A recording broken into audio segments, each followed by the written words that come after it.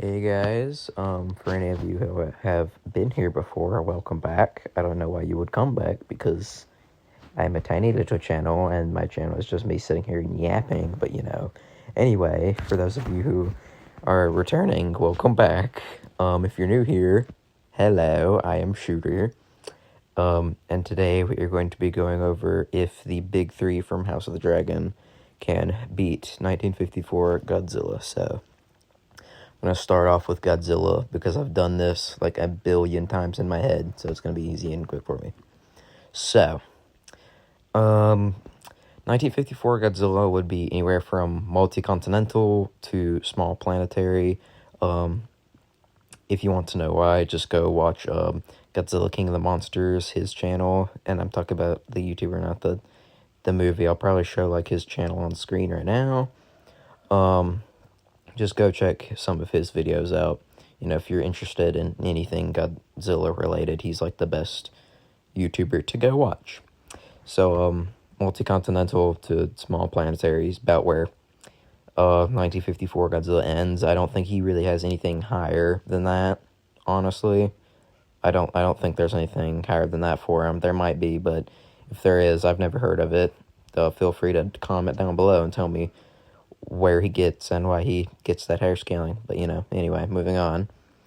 For speed, just because of how big 1954 Godzilla is, he would find himself in the subsonic ranges of speed.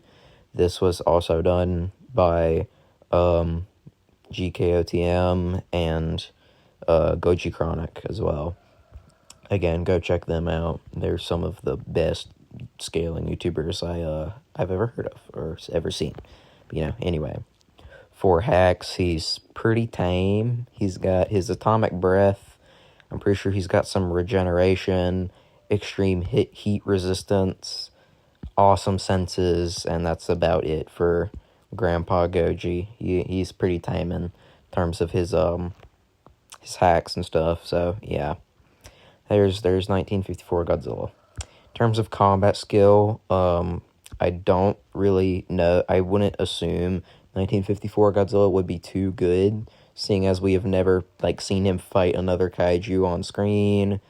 So I think he'd be kind of tame when it comes to battle IQ, and he's at an all-time low with his combat experience. And yeah, that's 1954 Godzilla. Moving on to the big three from House of the Dragon, we're going to have to talk about Game of Thrones for a second. Specifically, Zombie Viscerion's wall-busting feat. I could not find a calc for this. I could not find one at all. Nowhere. Could not find one. So, do take this with a grain of salt. This is just going to be me eyeballing this. So, do note, these guys could be higher, they could be lower than this. I couldn't find a calc for it, so I'm just going off of what it looks like. I'm taking it for face value. But this feat, by taking it at face value, just from my perspective, it would be large mountain level, considering the wall regenerates, it's giant, it's super thick, and he destroys a pretty large amount of it. So I would say it's large mountain or something around the large mountain ranges of power. Drogon, by the end of the show, would upscale this, as he is much, much larger than his little brother. And the only reason Zombie Viscerion could even hit Drogon without Drogon fighting back during the attack on Winterfell was because of the Night King's storm, meaning Drogon couldn't have really done much. So Drogon would upscale it because of size and whatnot, and the big three would upscale that by a massive amount because of the size difference. Vhagar's the smallest and weakest of the three, and she's double Drogon's size, if not over double his size. Meraxes is slightly larger than her, and Balerion dwarfs them both. So they would massively upscale a mountain to large mountain level character. I'd say like low like island level, like small island level for Vhagar and Meraxes, possibly like small island plus to just straight up island level for Meraxes, because she is bigger and stronger than Vhagar, and she's an armored dragon, unlike Vhagar, who doesn't really have any armor. And Balerion would be like large island to possibly like multi-island, because of just how incredibly strong he was in comparison to every other dragon in the verse. In terms of speed for them, they'd probably be like in the higher ends of subsonic, possibly a little higher, but I'm going to just say high subsonic for this because, again, I could not find a calc for this. I could not find really much of anything for Game of Thrones or House of the Dragon scaling, so we're going to try and be fair, and I'm just going to give them high subsonic just because of size. They are technically smaller than 1954 Godzilla, but they are flying, and we're talking about like peak, like prime of the three, so it's not going to be a super slow, like sluggish Vhagar, Balerion, or Meraxes. We're talking about like them when they're like still large, but also like fast, you know, like when they're at their prime. I already said that, shooter. Come on now.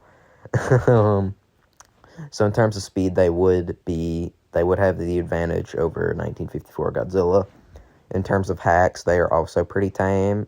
They have regeneration, insane senses, their fire breath, flight, and that is about it. I think I already said extreme temperature resistance, but I'm going to say it again just in case I didn't. And, yeah. They slightly outdo 1954 Godzilla in terms of hacks. So, with all that in mind, do I think they could beat Godzilla 1954? No. He has much better durability, attack potency. Their only advantages is speed and hacks, and their hacks are not good enough to save them, and neither is their speed.